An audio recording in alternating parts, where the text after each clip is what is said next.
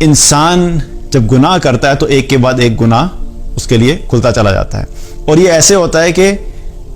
انسان جب گناہوں میں ڈلتا ہے نا تو ایک دلدل کی طرح ہوتا ہے. ایک جو دلدل ہوتا ہے نا، انسان اگر کسی ایسی جگہ پہ جائے جہاں پہ مٹی بہت ہی نرم ہے لیکن اس کو پتہ نہیں ہے، اس نے پاؤں رکھا اور اس کا پاؤں ہلکا سا اندر گیا، تو جو انسان محتاط ہوتا ہے نا وہ فوراً الرٹ ہو جاتا ہے کہ یہ پاؤں اندر کیوں جا رہا ہے، اپنے آپ کو باہر کھینچ لیتا ہے. لیکن کوئی انسان بالکل غافل ہو، اس کو کوئی فکر ہی نہیں ہوگی میرے ساتھ کیا ہو رہا ہے، اس نے ایک پاؤں رکھا، اس کا ایک پاؤں آہستہ آہستہ اندر گیا، دوسرا پاؤں رکھا، دوسرا پاؤں بھی اس کا اندر چلا گیا. اور یہ جو دلدل ہوتا ہے اکثر ایسا ہوتا ہے کہ اس میں انسان ایک دم سے نہیں دھنستا، بلکہ کیا ہوتا ہے کہ آہستہ آہستہ جو ہے اس میں نیچے جاتا ہے. کبھی آپ کا اتفاق ہوا ہو سمندر پہ جو کنارے کے اوپر جو لہریں ہوتی ہیں، تو آپ تھوڑا سا آگے جاتے ہیں تو وہ جو ریت ہوتی ہے نا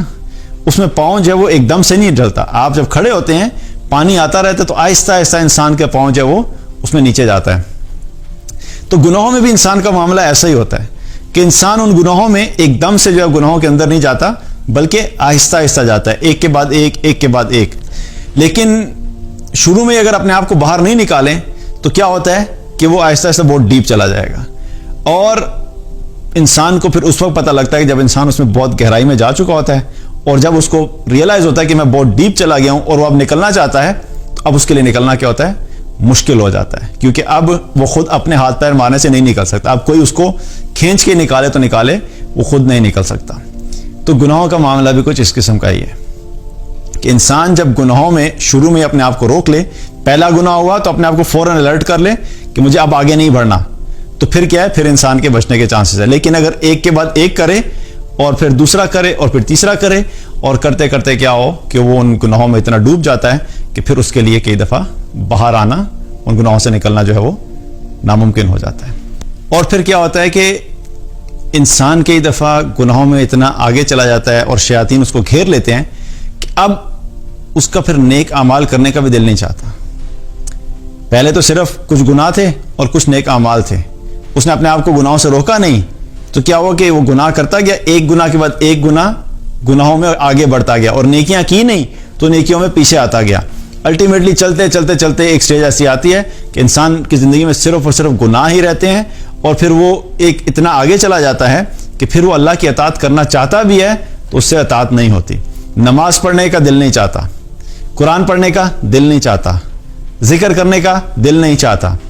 نیک لوگوں کی مجلس میں بیٹھنے کا دل نہیں چاہتا، اللہ کے دین کی بات سننے کا دل نہیں چاہتا. تو کیا ہے کہ جتنی بھی اللہ کی اطاعت والے کام ہیں پھر وہ اس کے اندر سے ان کاموں کے کرنے کی طلب ہی ختم ہو جاتی ہے. اور یہ جتنا بڑا نقصان ہے کسی انسان کا، اس سے بڑا نقصان نہیں ہو سکتا. ہم لوگ جب بھی گناہوں کی بات کرتے ہیں اور گناہوں کے نقصانات کی بات کرتے ہیں، یا کہتے ہیں کہ گناہوں کی وجہ سے انسان کی زندگی میں مصیبتیں آتی ہیں، مشکلات آتی ہیں، تو جب بھی ہم بات کرتے ہیں گناہوں کا نقصان کیا ہے تو ذہن میں جو نقصانات آتے ہیں وہ دنیا سے متعلق ہی آتے ہیں. اچھا میں اللہ کی نافرمانی کروں گا تو یہ نہ ہو کہ نافرمانی کی وجہ سے میرے رزق میں جو ہے وہ تنگی آنا شروع ہو جائے، یہ نہ ہو کہ میرا مال کم ہو جائے، یہ نہ ہو کہ میری جاب میں مشکل آ جائے، یہ نہ ہو کہ میرے بزنس کا پروفٹ کم ہو جائے،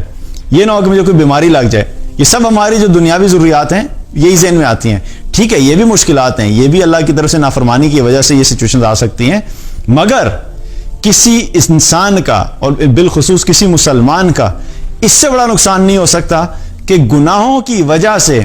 وہ اتنا آگے جا چکا ہے کہ اس کے زندگی سے اللہ کی فرما برداری نکل گئی، اور اب اس کا اللہ کی فرما برداری کے کام کرنے کا دل ہی نہیں چاہتا. اللہ کی اطاعت سے محرومی،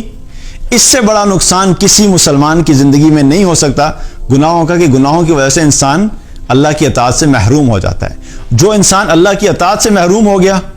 وہ تو ایک چلتا پھرتا ایک زندہ لاش ہے، اس کا ہونا نہ ہونا ایک برابر ہے، اس کی تو دنیا بھی خراب اور اس کی آخرت بھی خراب.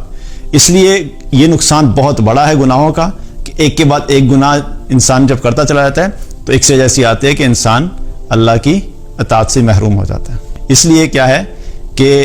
گناہوں کے نقصانات میں سے ایک نقصان بہت بڑا یہ ہے کہ ایک گناہ جو ہے وہ دوسرے گناہ کا راستہ کھولتا ہے. اس لیے گناہوں سے اپنے آپ کو بچا کے رکھنا، تاکہ ہم سے اگر کوئی غلطی ہو بھی جائے تو فوراً توبہ کریں، اللہ کی بارگاہ میں جو ہے وہ توبہ کریں، اللہ سے معافی مانگیں، تاکہ انسان ان میں آگے نہ بڑھ سکے اور ان گناہوں کے نقصانات سے بچ سکے. اللہ تعالی ہم سب کے ایمان کی حفاظت فرمائے اور ہمیں نیک اعمال کرنے کی توفیق عطا فرمائے. بارک اللہ علیہ ولکم. السلام علیکم ورحمۃ اللہ وبرکاتہ.